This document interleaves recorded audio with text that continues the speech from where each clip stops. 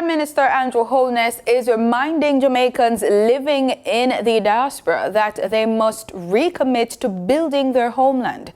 He notes that what Jamaica needs right now is investment.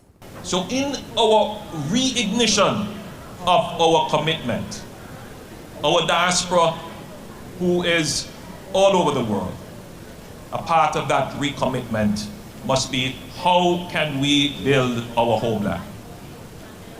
Remittances have been good. Your philanthropy has been good, but your investments will be better. Mr. Holness says as Jamaica celebrates 60 years of independence, this is the perfect opportunity to take some time to look at what we have done well and achieved and be true to ourselves and where we have fallen short. And having done those two things, then we go through a process of recommittal that for the next 60 years, as Jamaicans, whether we are on the island or spread out all over the world, we are going to commit to make Jamaica the greatest country on earth.